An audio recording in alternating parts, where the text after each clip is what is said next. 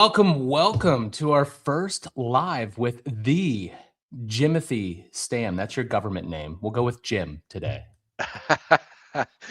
Yeah, hey, listen guys, this is cool and as this was kind of unfolding and we were, hey, change is weird, change is scary, right? But like, you know, as we've known each other for a while and that always helps. But then when, we're talking about things and when to do the show and you're like, we got a show right before this and right after we have fantasy baseball draft and like I'm like these two are the psychos that I need to be involved with when it comes to baseball. That alleviated all my concerns. So yeah. Yeah, we just for the listeners out there, we just talked to Aram Layden of Just Baseball, talking prospects for the spring breakout game. That'll be out tomorrow, Scott? Tomorrow, some point, So yeah. yeah, we're Before on the our spring grind, man. breakout game. Yeah. We're on our grind. We're talking Pirates 24 hours a day, and it's a sickness, Jim. It's something that we're dealing with on a day-to-day basis, and it affects our families, our loved ones. It's a problem. Yeah, no, like I was thinking, man, maybe I should get back into fantasy baseball. And I'm like, well, I've already been through one marriage. I'm on the second and I'd like to keep it that way. So let's you guys have fun with it. Don't take don't take Alika Williams in the first round. That's my best advice. You guys take it from there. That's a cop-out, Jim. That's too easy.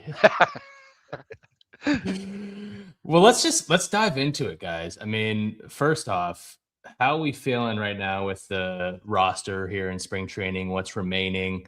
The big shortstop battle in all of Major League Baseball, Konnor Griffin versus Alika Williams. How are we feeling about the current state of the Pirates? Jim, go ahead. I think things have to be honest, I think they're in a pretty good spot. I mean, obviously, everybody's looking at this last little bit with what they're going to do with Konnor Griffin, Alika Williams. Sisk was a surprise, I think, a little bit on Great name. We're putting the shirts. Freak Alika. I like it. I like it. No, I I think Sisk maybe was a little bit of a surprise out of the bullpen, but Montgomery seems to have an inside track. I think the fifth starter's still a thing, the left side of the infield, but like they've looked pretty good this spring. I think things have rounded into form for they've avoided injuries. I feel pretty good. I mean, Adam, what are you thinking? Like, how do you think it looks? Yeah, I try not to put too much value in spring training, right? Like wins, losses, batting average, all of that could mean very, very little. But how the guys are working together as a group, because we really haven't had that in the past. It's been a rotating door of 1-year deals and AAA guys going back and forth. And this year, it seems like there's some stability, right? There's a common goal. There's a team. There's chemistry. People are having fun. And that's what I'm looking for, especially going into 2026. Obviously, there's expectations, but you have guys that actually mesh together now that feel like they can win and that they expect to win. And that's what I got from spring training. I know we were all down there at the same time, and it felt a little different, right? Years past when Scott and I have been there, it's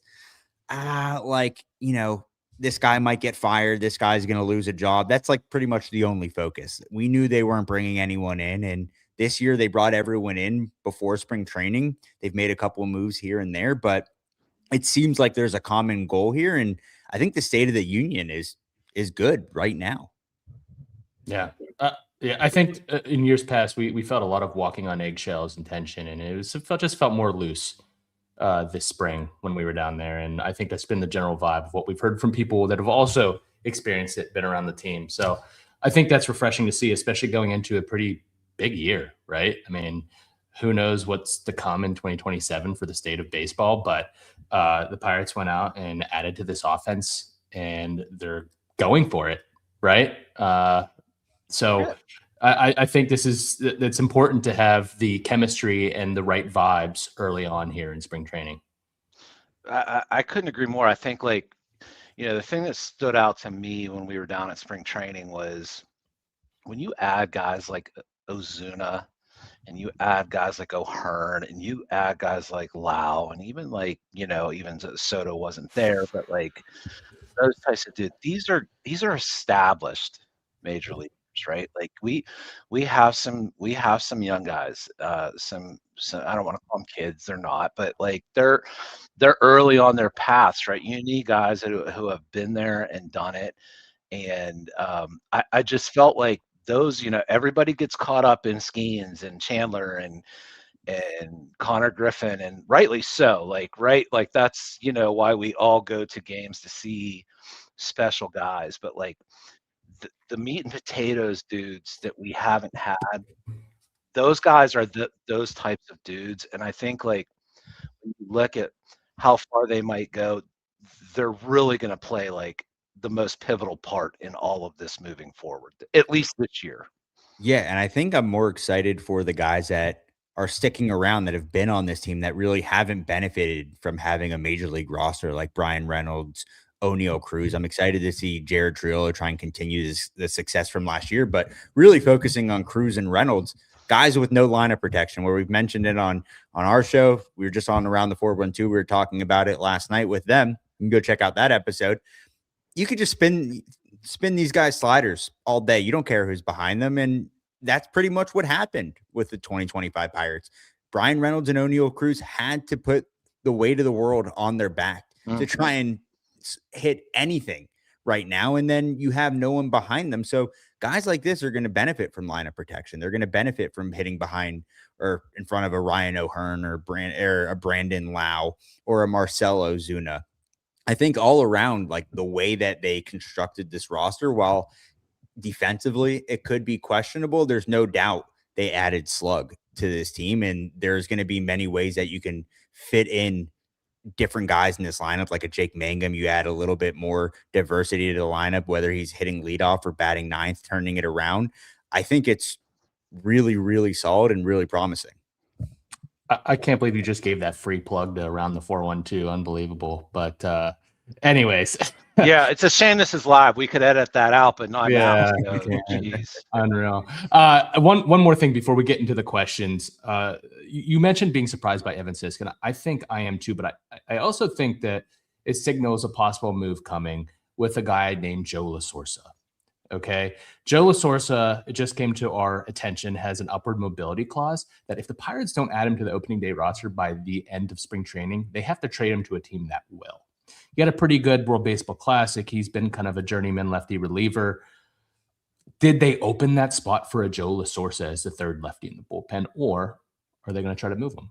What do you guys think? Before we answer, just know Scott really, really wants to talk about this subject right now because Team Italy lost. He could not care less about the World Baseball Classic right now. The only team they lost to was the champion. Fellow Paisan is on the Pirates. He needs to bring him up. Here we go. Listen, I like LaSorsa a lot. I liked him when they added him just as a depth piece, but now knowing that, I think that makes the Sisk move a little bit more understandable because you have options with Sisk. You don't have it with LaSorsa, and we've seen this with bullpen guys before. Look at Ryder Ryan was on the opening day roster a couple of years ago. Bullpens are fluid. You're going to see guys go up and down. So if LaSorsa starts in the opening day roster, awesome. I hope he succeeds. If he doesn't, you have guys like Evan Sisk to come in and give you that left-handed relief. So I think LaSorsa is a guy, like Jim said, guys that have service time, that have been there, that have pitched in different moments, World Baseball Classic being one of those where it's high energy, high stakes, and you want guys like that on your team. Yeah, I do. Let me just, before we get into questions, because we got some good ones. I think, Adam, you mentioned something too about like the protection in the lineup, and I know a lot of people scoff at that, like, oh, that doesn't matter and whatever. Like, listen, Brian Reynolds doesn't know anything but like playing on bad baseball teams and not having help. If you don't think that makes a difference, I don't know what to tell you. O'Neal Cruz was scuffling, right? Like, this will help calm them down and settle them down. I listened to Ohtani talk about this with the Angels. And, if Ohtani says it, it's possible for anybody. And he talked about feeling like if he didn't get a hit in certain situations, who was going to do it? So, these guys, as good as they are, and even the Otanis of the world, you don't think they press and they don't know that they're the guys that have to do it. So anytime you can bring in help in that regard, I just feel like it's a huge advantage. And I think you're going to see that pay off with guys like that. So absolutely. If I'm a betting man, I'm going all in on bounce backs from Brian Reynolds and a breakout for O'Neal Cruz. I think O'Neal Cruz is going to benefit from this line of protection the most. I do want to mention real quick, guys, the Pirates are facing Casey Mize for the third time this spring, and I'm sure he's having nightmares of this Pirates gauntlet of a lineup. Tyler Callahan just hummered off of him when someone just put the comment in here, but they're up 3-0 right now, bottom of the fourth at Lake Com against the Tigers. bang. Yeah. Call it a day. Pirates World Series tickets. Tyler Callahan, all jokes aside, like it's another guy that could add potentially some power and some starts here and there around the field that they really apparently this team has liked for a long time. So if he could stay healthy, it's just another guy. They have depth now, and they have a lot of dudes that have played at the major league level and that have a lot of potential here. Yeah, I think Callahan's somebody that clearly, I think it was a broken arm last year before he even got a chance to show what he could do. But I think the Pirates have liked him for a while. Would we like some better options here and there? Certainly, but the fallbacks or the guys that you can trot out there, I think, are better than they have been in the past. Yeah, absolutely. 100%. Let's get into some fan questions here. 3 left-handed relievers in the pen. I mean, obviously you have Soto and Montgomery, who are 2 of the hardest throwing lefties in the league. Then, you need a guy like La Sorsa for middle relief. Kind of different look. It's a different look is the best way I can describe it. And here's the thing. We're talking about a starting rotation that's most likely going to be 5 right-handed pitchers, which I don't mind in today's age, because I think you could supplement that with good left-handed relief and different looks, whether that's a left-handed arm or a different arm angle. I think all that makes sense. You need a wide variety of guys. But I think if they had a La Sorsa in there or a Sisk, am I missing another lefty? I think we have one more. La Sorsa, Sisk, we have Soto, Montgomery. Those are the top 4. There might be those are the top 4. There might be someone else in AAA, but yeah. Okay. Yeah. So, I mean, I think you need those types of options. And then they have guys like Brandon Bidwell, Antoine Kelly, Noah Murdoch, who could potentially come into the pen later on. What do you guys think? How do you see a starting rotation mixed with a wide variety in a bullpen? That's interesting, because as we're talking about it, the starting pitching, what do you guys see as being the 5 they roll out with? Or is it really just 4 and they're going to try to, mix and match a little bit when that 5th spot comes around? I mean, how do you guys see it? Scott, what do you think? I think they're going to go Skeens, Keller, Ashcraft, Chandler for the top 4, which is predictable, right? But outside of Keller and Skeens, you don't have anyone that can really throw over 180 innings. So I think they're going to start to look. Yeah, I do agree with his delivery is funky. It's a different look, but I think they're going to go with Majinski out of the gate. I think they're going to go with a guy who is. I'm leaning that way too. They're going to go with a guy with experience out of the gate who can give them those innings, and then they're going to play around with it. You got Jared Jones coming back at end of May, June, I believe, right? You've got Hunter Barco on the horizon. You got Thomas Harrington that give you innings, but you also have veterans that can give you innings. You got a Mike Clevenger. You've got Jose Urquidy. Jose Urquidy worries me a little bit right now. He was my favorite going into camp. But if you looked at some of the stats, I think after the second or third inning, his velo drops 4 or 5 ticks. And that's probably a product of him not throwing much in the last 2 years. I think he has like 18 innings under his belt total. So he probably just needs more ramp up. But when that first inning, man, that stuff looks good. It's 94, 95. And he looks like the old Jose Urquidy. He's only 30 years old. So it's not like he's a mid-30s vet. But I think people think of him as older than that. Sure, because he's been on a couple of World Series teams. He's been playing meaningful baseball. He's been around for a while. But yeah, I think they go Majinski out of the gate. And then I think we could see a lot of different things happen throughout the season. I think an Antoine Kelly could come up eventually and be your Braxton Ashcraft this year. Yeah, they love Antoine Kelly. He throws hard. He hasn't really thrown in a while. I know he threw a couple innings in the World Baseball Classic, and being that the World Baseball Classic was this year, it kind of throws a wrench into things and looks that you're getting with guys. But yeah, I agree with you, Scott. They have options. I mean, Clevenger's touched 97, 98, and he's going into his 11th season as a professional baseball player, plus or minus. Obviously there's some time off there, but like they have options, right? And you can never have enough arms. And I think we talked about this the other day. A lot of people wanted them to trade Mitch Keller and get rid of some other arms. And they got rid of Oviedo. They got rid of Burrows. I think that was plenty. And they got a good return for those guys. But now you have a rotation where outside of Mitch Keller and Paul Skeens, a lot of young arms, a lot of guys with injury history who are going to be on innings limits, who are going to be limited in a certain capacity. So we need a wide variety of guys to get the job done. And I think keeping Mitch Keller is, just as good as bringing in any free agent, but considering everyone considered him good as gone going into the offseason. So being able to keep Keller to throw 180 innings and just be that steady hand and then go with what you have in the young arms and a lot of promise, I think that's a good start.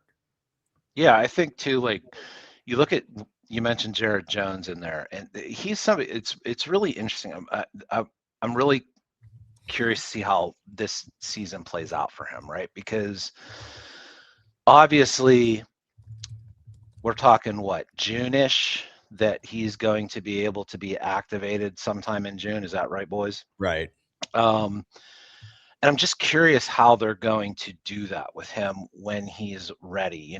Is it going to be let him work out of the pen and build up out of that and, kind of limit what he does? Or would they just put him back in the rotation? Because you can make an argument with Jared Jones is if the starter thing long term is not for him, just simply because of durability and health and whatever, he could be a hell of a piece in a bullpen, and really affect the game in that route too. I know that's not what guys want to do, but I'm just curious how they'll treat him as the season goes on. Yeah, we saw him on the backfields at Pirate City, and I think he was only going around 60%, but the stuff looked really good. And knowing Jared and the Pirates and the value that starting pitching is in today's game, they're going to try and squeeze everything they can out of him as a starter. But I think the minute you have any other setback, you might be looking at more of a Braxton Ashcraft type role, leading him into a starting role, or just keeping him at the back of the pen if everything looks good. Because ultimately you want to add a guy that throws 99 miles per hour into any starting rotation or any bullpen, but it's going to really depend how things look by, the All-Star break. What is this rotation done? Is that fifth spot locked up by Barco? Is he performing well? Is Clevenger doing well? Is Majinski going to be a starter? There's a lot of what ifs it's a solid rotation, but there's still a lot of what ifs at the back end and what can be going into the year. I want to answer this question real quick because I do think off the top of my head there are a couple guys, Walker Buehler being one of them. I could be wrong. That has an opt-out. He's with San Diego right now. Another guy who's not going to take the opt-out because I think he's rehabbing with the Royals, but would be interesting fit for the Pirates is John Means, lefty, who played at WVU. I think he's rehabbing with the Royals right now, coming back from his second arm surgery. But there's definitely a list of guys, mostly veterans, that I think would be available here in the next week or so. I'm going to point out that this person's YouTube profile picture is a gorilla sitting on a toilet. Hell yeah. Let's go. I know Miles is a regular guest to my previous shout out Miles grounds, and he's always got some interesting comments. And welcome aboard, sir. Yeah. I need to look more into that because I wasn't even aware of La Source until Scott brought it up. So that would be interesting, and it throws an interesting twist at the end of spring training here. Let's talk about the biggest thing in spring training right here, and I'll kick it off with this. Do any of you guys have any inside information on Konnor Griffin right now? Because if you do, air it out. I'm sick of waiting. I'm sick of all these rumors. We've got a clarification from Miles that it is Bigfoot having a milkshake on a toilet. Print the shirts, please, Miles. Send them our way. Miles, is this true? Because if you're a Newcastle product, we need to link up. Oh, and I've got other questions about Newcastle and some other things going on. So, yeah, you know. I'm sure we could go down that. We have a whole episode for that. Let's keep it classy, gentlemen. Yeah. So the inside scoop, I have all of it, but if I tell you, I have to kill you. So sorry. Fair. I get it. Listen, I think they want, both sides want to get a deal done, and we've heard rumors here and there of what a potential deal could look like, but I don't think anything is close right now. And if it is, they're not going to tell a soul, right? Like you're going to wake up one morning and the deal is going to be done. And I don't think that has any bearing on whether or not he makes the opening day roster, because I think AAA is going to do nothing for Konnor Griffin, to be honest with you. I think Konnor Griffin has seen enough 92-mile-per-hour fastballs to get any better in AAA. Maybe he might see a little bit more spin, but I think if I were to give you any type of scoop, I think, or it's an opinion, Konnor Griffin's your best option at shortstop right now. And I know that's breaking news. I'm really going out on a limb here, but I just don't see it any other way. Yeah, I think any parity here, any pushback? It sends a bad message to the clubhouse at this point. Yeah, no, that's the big thing here is you're going to have to tell a bunch of, not only are you going to have to tell Konnor Griffin, you're going to have to tell a clubhouse full of guys that are ready to compete and win this year and knows what is at stake. And that's a tough sell to tell them that, you're not going to have this young man, because we call him a kid, but he's a young man on this roster helping them win ball games. I truly think, guys, just down there talking to some people that I think know more than I do or that we do, I truly think that it hasn't really been decided, that they are really open to letting this thing play out until the very last day. He's still getting at bats. He's got a lot of at bats now. I really think they are trying to slow walk this and give themselves every bit of time to make this decision. That's the vibe I got from the people that I spoke to. Yeah, I mean, we know there's genuine interest for him to be here long term, and I think you got to take advantage of that. This is a once in a lifetime generational prospect, and that doesn't go into the decision of whether to start him here on opening day. But I think your number one priority right now should be locking him up, buying out some of those free agent years. And I would get that done sooner rather than later. I think it's a no-brainer to go above the Roman Anthony contract, which was what, 130 total, the extension. Yes. I think the minimum, without being insulting, should be 150 to Konnor Griffin. Like that. It's a no-brainer to get that deal done, especially for an organization that has not developed bats. Let's just be honest. They have not developed bats. They have a great eye for identifying pitching talent and elite fastball characteristics. But when it comes to bats, they have not done as well in that department. Yeah, it's interesting because I think the Roman Anthony, I've said it too, that to me is the comp. But Roman Anthony also had some at bats under his belt. I think Jackson Churio, no major league experience, got close to 90 million. But I really don't think you're getting Konnor Griffin interested unless you're somewhere around the Roman Anthony, mark of things. Things change. Yeah, that was the precedent then, but you're going to have to make it attractive for him to do it. And I think that there's a willingness on their side to get something done, but you're going to have to come fairly strong to do it as well. Yeah, 100%. We're getting some comments. I mean, I understand some hesitation with people wanting to add a 19-year-old to the roster, but again, like we're talking about Alika Williams at shortstop or Nick Gonzalez, and I have a hard time convincing myself that either would be better in any aspect of the game. Maybe Alika's glove is slightly better, but am I going to make a decision solely based off of that? No, I think even if Konnor struggles at the major league level a little bit, and he's shown through every single level that he can make an adjustment And a perfect example of this, and we had Jay on, our producer on the show, who's in Altoona, and he gives us all of our curve coverage. Konnor struggled with sliders in the dirt for a couple of games. He was swinging and missing. And then he just told himself, all right, no more swinging at sliders in the dirt. And guess what he did? He didn't swing at sliders in the dirt. And somebody who's not familiar with baseball might be like, okay, yeah, that's what you do. You recognize it's and you so do it. not that easy. That is for a teenager. That is borderline psychotic and like unheard of that somebody can just be like, oh, okay, that's the problem. No more of that. That is unreal talent. That is unreal adjustability. And he's shown it from level to level, from the complex all the way up to Altoona. He's just gone better and better. So I think if he gets to the major league level, he's going to find some success. Guys are in the zone a little bit more. The strike zone's a little bit tighter. He's going to get pitches to hit. We were talking to Callan Moss, Pirates prospect, and we were talking to him about the differences of playing on the complex compared to playing in the major league games. And he's like, yeah, it's easier to hit in the major league games. Like, guys are going to be in the zone. Now, is it going to be easier to hit at the major league games during the regular season? No, it's incredibly difficult. But for guys like this, where you're down on the complex or you're down in high A Greensboro or Altoona, you might get a guy throwing 99, but he doesn't know where it's going. At the major league level, most of the guys are in or around the zone. So at least you know that. And if you have the talent that Konnor Griffin has, where you can put bat to ball and have that type of adjustability, something tells me he's going to find success. Is he going to go through struggles? Yeah, everybody does.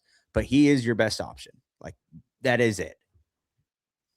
Scott, go ahead. I've got one other thing to add to it, but if you got, I don't have anything else. I mean, I agree with everything there. I mean, I think he's mature beyond his years, and to be able to make those adjustments at age 19 at AA, which is arguably probably the most difficult level when it's all said and done, right, in the minor leagues. I think when you get to AAA, you see a lot of quad A guys, veterans trying to make it back in the league.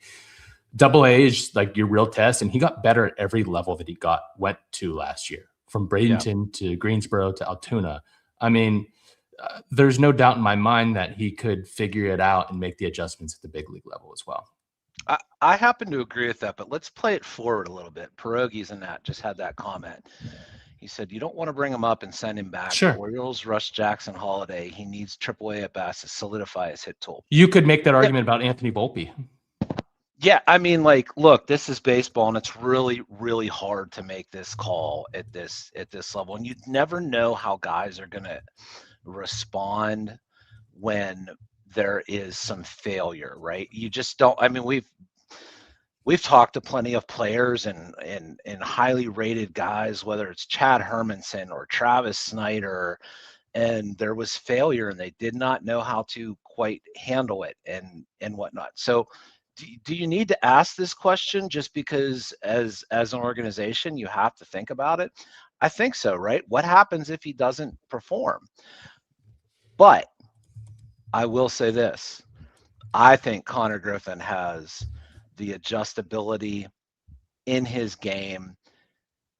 He's got so many tools that he's using already. Whether, there's 5 tool guys, and then there's 5 tool guys that are using it. And he's already using it. And those are the big differences with guys. I think he'd be fine. I think he'd have some ups and downs. But at the end of the day, at the end of the year, you'd be like, yeah, it was the right call to bring him up. It wasn't perfect, but he's well on his way to being an absolute stud. Let's ask this, and we'll get off of Konnor Griffin because I feel like we could talk about him all day. From our friend on Twitter, Nick Camuso, if Konnor Griffin makes the club, where would you hit him in the lineup? I could see arguments for anywhere considering his speed, power, and age. Scott, what say you? I think they start him at the bottom. You're kind of seeing them do that already. They're putting him in that 9 hole, seeing what that looks like, him turning over the lineup. But I don't think it's long before he's leadoff hitter or in that top 3. Jim? Yeah. I don't like him at the bottom. I mean, I don't either. Either. Yeah. I think to me, like, putting together a lineup, I don't want to start him at leadoff. I just, I think that's a little rich right now for my blood. But I would put things where his skills could still play, and I would put him somewhere maybe sixth in the lineup. Yeah, I agree. Where he's not clearly at the back. He still has a chance to do some damage there, and he's not just standing on first base at times too when he could be still affecting the game. So that's where I would put it.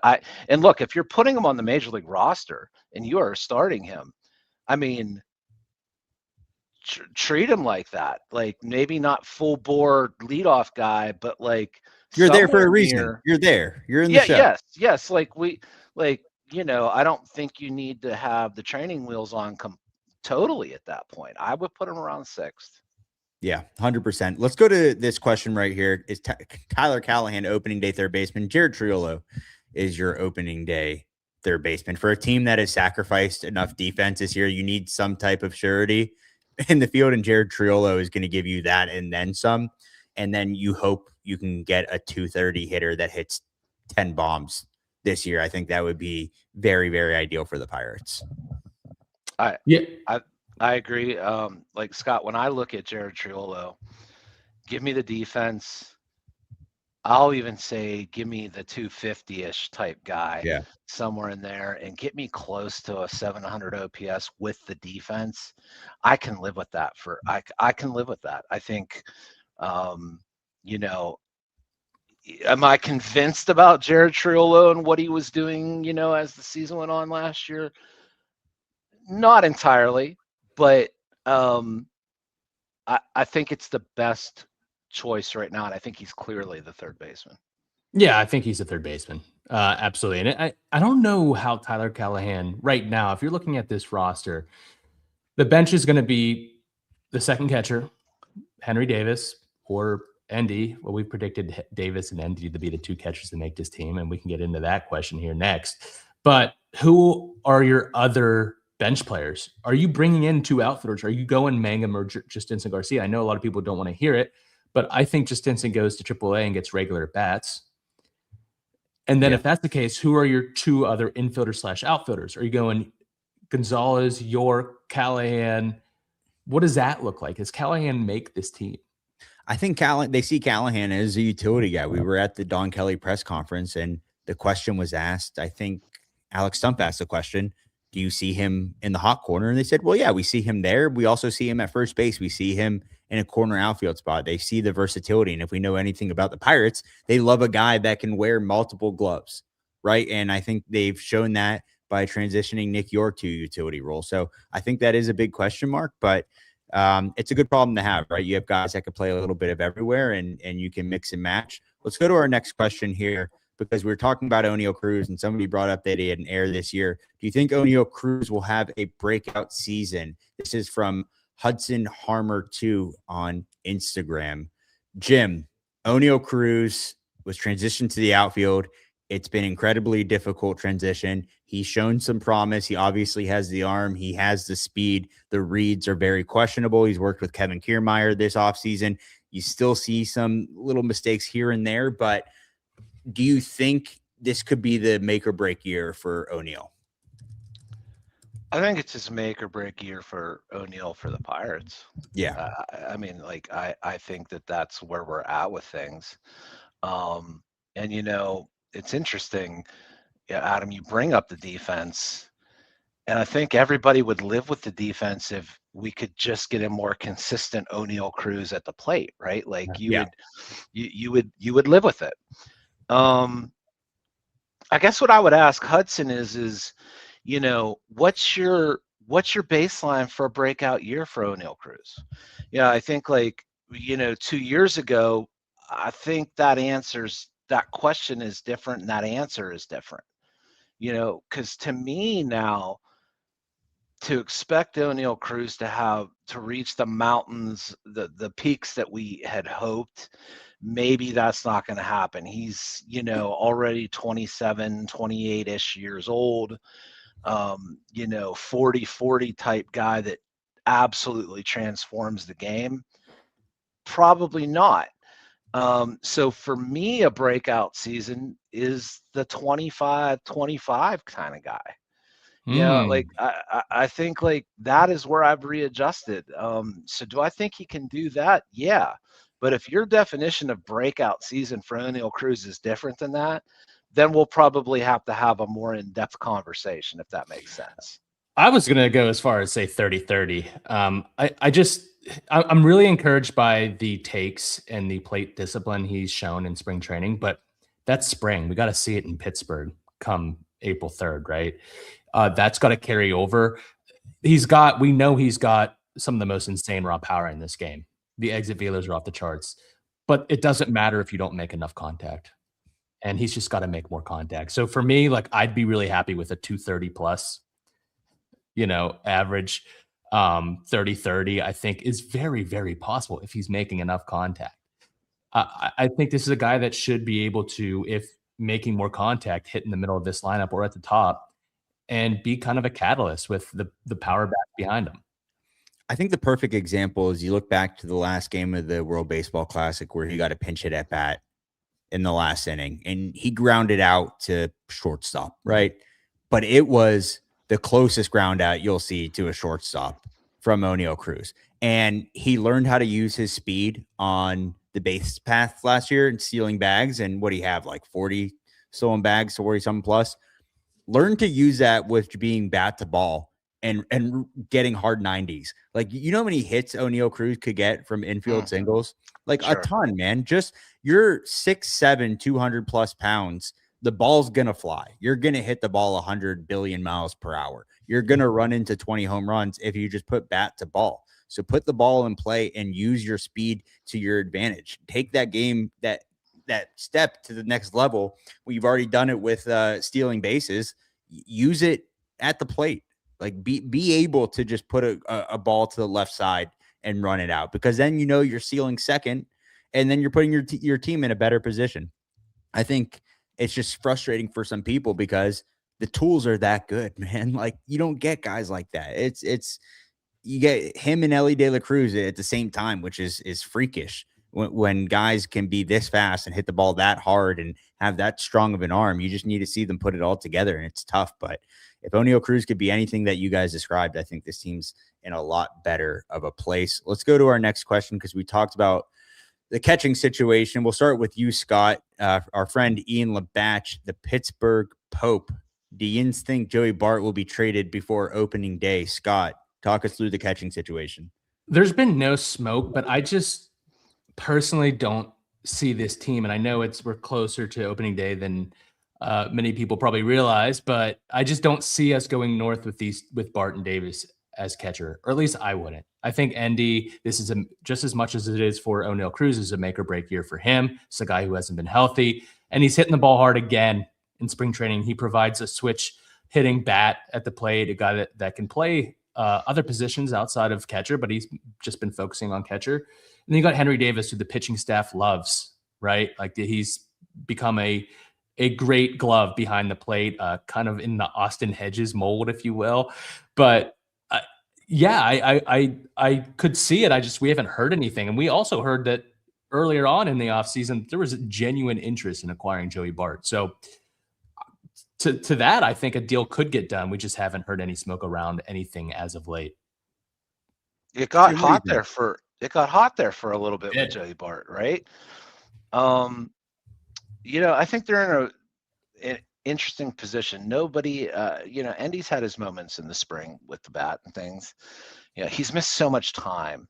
That's my biggest concern with Endy is like, would he be better served to, make sure everything's good and on track, and then do something with him as far as bringing him back up. Flores has a little bit of positional, flexibility, so that I think helps him. I think, guys, the other thing that comes into play here when you talk about Joey Bart is if anybody has an injury to catcher coming up, things change at that point, right? Like Pirates are in a good position there. They have a surplus. I think teams would turn to them first. But we're not in that position Really curious to see how it plays out the rest of the spring, though. Yeah, I think I look at ND as the same way I look at O'Neal. Like, we got to do something here in a Pirates uniform at the big league level, or else what else are we doing? If there goes another year of ND just being injured or playing mostly in AAA, then I think as a team, you're like, all right, well, we're moving on. Well, that's my rebuttal to Jim now. Like, Jim, you mentioned like you want to maybe see if everything's worked out. I guess playing devil's advocate, you're basically putting him in harm's way anywhere you put him, right? Like, Sure. you put him in AAA and MLB. Like, and his injuries, if I'm not mistaken, like last year was like a freak injury. It wasn't like he's got these chronic arm injuries or leg injuries, but I just think you got to see what you got with him. I feel the same way about Hunter Barco too. I mean, this is a guy who was hurt coming out of college, and I know you're not going to increase his workload by 100+ innings, but like, why slow play it with him? Especially given what could potentially happen with MLB next season. It's a fair point, just simply because they are at the point where some of this stuff you would have hoped would have been worked out, but injuries happen and it pushes guys' timelines back even further to make decisions on them. Barco's a good point. I think he's a guy that clearly he's an arm and you want to be careful. But at some point, you do have to just like tear the Band-Aid off and see what they have. My question or my comment about Endy was, to me, it's like an Endy or Flores thing. And like, who, if you're going one way or the other there, because I think like Davis and Bart to me are the ones that would stay, and then you're down to whether it would be Endy or Flores. And they're both kind of the same. They've got some positional flexibility. Where do you go there? Yeah, it's one of the few questions they have in the position room. Let's Ashcraft today, 5 1/3, 5 hits, no earned, no walks, 8 Ks. 10 wins. That is fantastic. Amazing. They love Ashcraft for a reason, and he was always going to be a starter in their eyes, and he has some of the nastiest stuff on the team. And I think this is a good transition to this question. Well, one, we'll get the first part out of the way. What role does Francisco Cervelli have with the Pirates next year? I don't think it's with the Pirates, but do I think Francisco Cervelli is going to be a manager someday in Major League Baseball? I think so, and he's probably a bench coach before that. But yeah, he has my vote. We know if Scott could create a team, it would be 15 Francisco Cervellis. If Scott had an opportunity, he'd open a pizza shop in the Strip District with Francisco Cervelli. So let's be real here. How'd you know I pitched him on that? Talking about Ashcraft, though, let's go to the second part of Tyler Hernley's questions. Thanks for your question, Tyler. To Jim and Bucko Banter on X. Presuming health, if Jones keeps progressing well and Barco shows he's ready, could we see a Keller deadline deal? I know it's a yearly topic, and I'm just looking at potential rotation math down the line. I'm going to shut this down. Not really just for the reasons here, because obviously we want Barco to be healthy and the Ashcraft and all those guys to show that they do belong at the show. But like I mentioned earlier on in this mailbag, we have 2 guys right now that could probably get you 180 innings. And that's very difficult to do. And that's Paul Skeens and Mitch Keller. And while Mitch might not be an absolute superstar, he might not be an all-star, he's going to be consistent and he's a quality start machine. And you're probably not going to get that out of guys like Barco or Bubba early on, or a lot of guys like even Ashcraft, a lot of guys that make their living on punch outs, like Paul Skeens, for instance. Paul definitely wants to go later in games, but the pitch count definitely goes up because he's striking out so many guys. If you're that type of pitcher, it's tough to accumulate that many innings. And Keller has just proven throughout his career, which has had a lot of ups and downs, that he can be consistent. So I just don't see a way where this team is good and they're also dealing Keller at the deadline. I definitely want to shut that down as well. And we had a question about who's the current clubhouse leader in terms of offensive pitching. So this is a good segue into that as well. Keller, you could look at, Skeens is probably the default leader of the pitching staff, right? He's got that mantra about him. But in terms of someone that's a good mentor, it's Mitch Keller, man. This guy's been through hell. I saw him. I lived in Florida in 2017 and I saw him in the Florida State League. This was the best pitcher in the Florida State League in 2017. And there was so much hype around this guy. and he gets up and he struggled, but he pushed through it, persevered. Like, his story is heartwarming, to say the least. And I think, paired with all these really high upside strikeout arms on the staff, I think he could be a valuable influence on all these young guys. And you also just need a guy that's consistent, is going to go out there and, yeah, is he going to give up 8 hits, but he's going to turn around a lineup a couple innings in 8 pitches. He's going to pitch to contact, and he's going to give you quality starts. And that's all you need a guy like that in your rotation. Yeah. And I think, and every once in a while he'll throw in a gem. Yeah. I mean, like to me, it's hard to find successful teams, unless, maybe you're the Dodgers or something like that. But like, if you look back over, when you look at pitching stats, you might have the top of the rotation type dudes, you might have your strikeout guys, and then somewhere in there you have the veteran inning eater. Like, he's in there somewhere typically. And I think like Mitch Keller is always going to be looked at as maybe a luxury for a team like the Pirates. But I want to get people away from that line of thinking. I don't think those guys are luxuries for anybody. They really do serve a purpose, especially when you have a lot of like younger baby arms coming up to the system. Those guys serve a real purpose. Real quick, let's go on the second part of Paul's question here from Instagram. I'll start with you, Scott. Just give me an offensive leader and a very brief description why.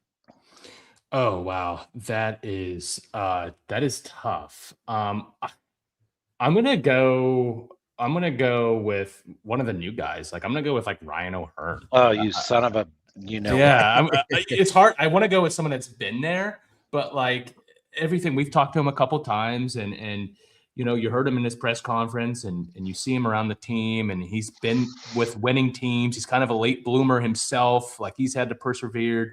I just love the attitude that he brings to this clubhouse, and I think he's going to rub off on a lot of these guys. Yeah, man.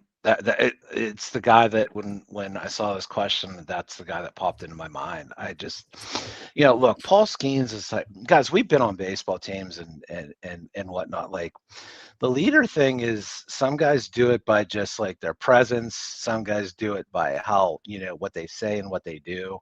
Paul's always going to be that for this team, and especially this pitching staff. I don't think Brian Reynolds is that type of guy. Brian Reynolds is going to go out and do it. I think he would tell you that too. Yeah, no, because it's not either you are or you aren't. You can't just like, oh, you know what I'm going to become? A leader. It doesn't work that way. So guys just naturally either grow into it and they have a natural affinity to it, or they're just that way from the beginning. To me, Ryan O'Hearn, 32 years old, he's been through it. He's ready. Like, he's had success. He knows what it takes.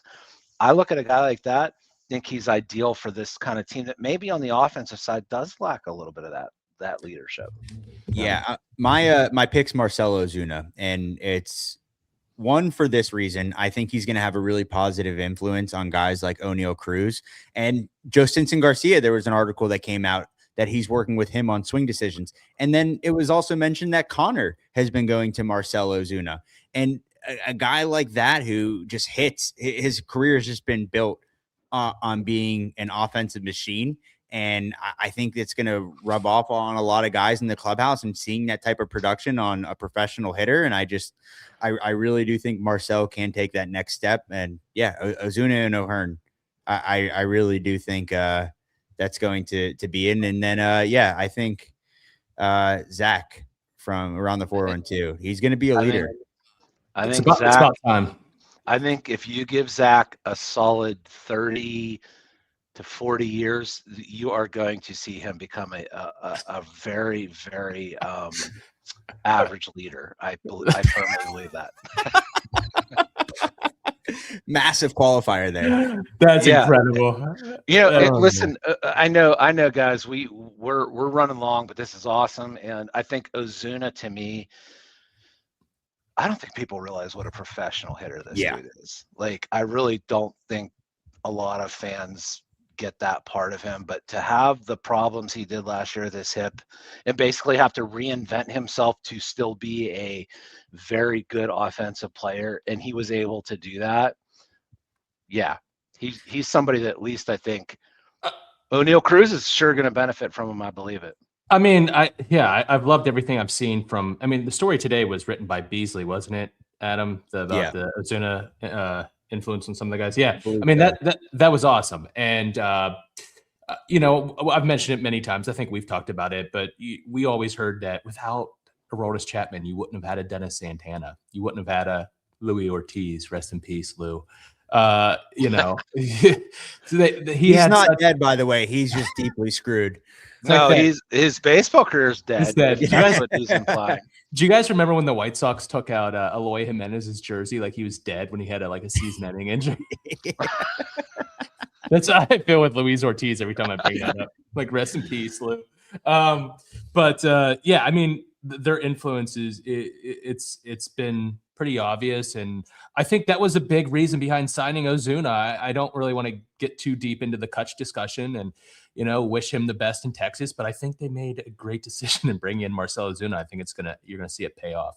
Yeah, when you say professional hitter, Jim, and I think we saw a good example of this, and I think his first at bat is spring training, where instead of trying to drive a ball to the gap, he got inside outed and poked a single to the right side in order to score a run. You're going to see a lot of that, along with 450 home run here and there. But like, he's going to do what's best for the team, and he's going to be a guy that produces runs. And you'll notice a major difference when you're watching those types of at bats compared to years past. Yeah, for sure. It's night and day. We got a couple more questions here. Let's get some predictions, boys. Jim, you got any predictions? Total wins, highest OPS plus, outfield assist leader, most holds, the ringer here. What do you got? Wow, we got a lot going on here. I will listen. I'm gonna make some history, which isn't hard to do when it's your first show. Right. Yeah. But overall in my podcasting career and doing this, I don't think I've ever predicted the Pirates to have a winning record. Gentlemen, I am going there. I think this is an 86 and 76 ball club. Whoa. That's where I'm going to put them. Just to hit a couple other things here, outfield assist leader, I'm still going to go Brian Reynolds. I think everyone could talk about, the range isn't there and all that, but like the arm, he makes some really good, smart decisions and good throws from the outfield. He's worked on that. So I still think that's going to be Brian Reynolds just by nature of what I've seen. So you guys take the rest of it. Scott, you got highest OPS plus? Yeah, I was thinking about that real quick. I mean, I was going to go Ryan O'Hearn. I really liked what I've seen from him in spring training, and I think he's going to be a really consistent source of contact and power and, a run producer in the middle of this lineup. In total wins, just to go off of Jim, I was going to say 84 with, margin of error, a couple wins here and there. I think 84 wins, they could be like that Diamondbacks team a couple years ago that got in and, made a run. I'm not going to predict a run here for the Pirates team, but I think they're going to be on the verge. They're going to be playing meaningful baseball in September. And for holds, I'll go Isaac Mattson, just because I love fastballs down the middle of the plate that nobody can hit. Yeah. I just my best versus your best, and my best is 94, 95 at the top of the zone. That is a bowling ball fastball. And I'll tell you this, Isaac Mattson, people joke about it a lot, that it's just fastballs and nobody knows why they can't hit it. We were standing behind the bullpen in Bradenton when he was warming up to go into a game, and it looks a lot harder out of the hand. There's deception on TV. Yeah, it's a heavy fastball. Yeah. And he's just a bulldog. Yeah. I like bulldogs. And every staff needs a couple bulldogs on him. Yeah. That might be your first quote card, Jim. I like bulldogs, or he's just a bulldog. We can go in so many different directions. Every staff needs a couple bulldogs or something. Yeah. Like Hey, that. I heard a great quote from Nick Saban the other day, guys. You want to hear it? It's fantastic. Yeah. Oh God. He's like, there's two types of dogs in the world. He's like, there's show dogs and there's hunting dogs. Oh, He's like, oh, yeah, I want the hunting dogs. I'm like, I just like fell in love with that because that is like sports and baseball in a nutshell. What about a dog that has 5 separate beds in your place and sleeps 20 hours of the day? That is Another a category for that? parental problem. Yeah. Is what that is. yeah, that's on you, buddy. Oh God. Hey, well, how about- listen. Yeah. How about outfield assist leader, real quick? We glossed over that one. Jim said Brian Reynolds. Oh, Brian Reynolds. Okay. Yeah, I was I going to say think just I Spencer or just- Jake Mangum, but I don't know what the playing time's going to look like there. Yeah, I think like obviously if Jake had the time, but like to me it's still Reynolds. Yeah, 100%. And I saved the best question for last. Mhm. And Jim, I know we discussed this a little bit prior to the show, and you said you've done some math here and you've mapped this out a little bit from PNC Yark. How many mangoes can you stack on the ledge behind section 140 on a windless Tuesday night in April before it falls of its own accord? Jim, right, the so floor we is got- yours. Physics here, Jim. Come on, let's hear it. Listen, you said math. I never said math. Like this is not math. I did research. Math is not my strong suit. No one's And just fact checking you here. Okay. We all don't right. fact check that Bucko banner, so Just to clarify, windless Tuesday night, Windless. not winless. The Pirates have won games at this Yes, point. correct. Windless. But April, Yark, have you been to a Pirate game in April? A windless Tuesday night in April? Like It's probably snowing. it's probably snowing, and I'm looking for hot cocoa, not icy light mangoes. But we'll play it forward here. Here's the thing: Section 140.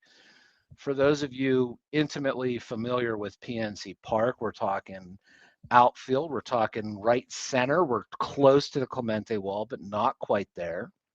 So you're going to have some cover from that 21-foot wall.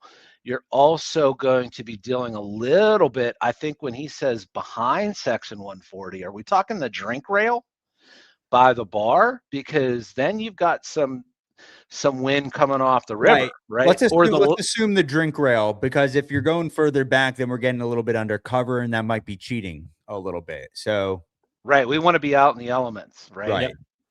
Right. So these are all big factors here, but I would say windless night, section 140. I think you're stacking them probably pyramid style 6 high before you run into any issues. And there may be only one way to, thoroughly research this, gentlemen. You know where I'm going. yeah. Opening weekend. It's going to be cold. And Ben will not be participating in this particular portion of anything Bucko Bantr. He's got like 10 years or so. It's okay. We're saving the Yeah. 999 challenge for Ben later on in the year. Oh, man. Well, boys, this was awesome. Episode 304 was everything I expected and more. We went a little bit over. We said we're going to do 30 to 45 minutes. I could talk baseball with you guys all day, but the good thing is we have all year and then some to talk Pirates baseball. We're going to do more of these live shows. Obviously, Jim's going to be a bigger presence in the Bucko Bantr world, and we're really happy to have you here, Jim. Jim, how do you think it went? First show? Get everything out of the way? Any jitters, anything like that? Any recommendations, concerns? Do you think we're weird? Do you regret this decision? I knew you were weird, so that part was already taken care of. Man, it's funny. Like this is natural to me. It's really hard. Second and third, 2 out, and you got to come up to the plate, right? Oh, like yeah. those are the tough things. And no, but this is fun. We're gonna have a blast this year. I really think the Pirates are on the right track, and I'm just so looking forward to it. And get ready because we're coming. Absolutely. Well, we enjoyed this first show, Jim. We're excited to do this every week with you, and then some. Some more shows coming, some previews coming up before the season. Got a lot cooking, so stay tuned. Yeah, and then I'm going to go through Absolutely. my spiel here for all of you listening, and then for you listening after this on YouTube or Spotify, wherever you get your podcast. Make sure you subscribe, like, leave a comment, hit the notification so you know when all the episodes are coming out. You never want to miss an episode of Bucko Banter. Make sure you're commenting if you think we did anything great, wrong, stupid, dumb, whatever it is. Mostly Scott. So if you can criticize Scott in the comments, that'd be greatly appreciated. Bring him down a notch. If you hate the new guy, don't mention it. Just, you know, talk about the other stuff. Exactly. And we'll keep rolling. There you go. Leave a 5-star review on Spotify, Apple Music, comment, download the episodes. That helps us out a ton. You could also find the episodes, all the clips, everything on YouTube Shorts and buckobanter.com, where you can get all of your merch. I know we got Jim a shirt here. We're going to get him a lot more, but the season's coming up. You need your Bucko Banter merch. We want to see you rocking it at the ballpark. So go to buckobanter.com. And boys, till next time, raise it. Hoist it. Let's go, Bucks. Best seats at the Pirates game, they let me run the base. Yeah, my time is like my money, cause I can't afford to waste. Wifey is a lawyer, take my date to my dates, or the steak by the plates. And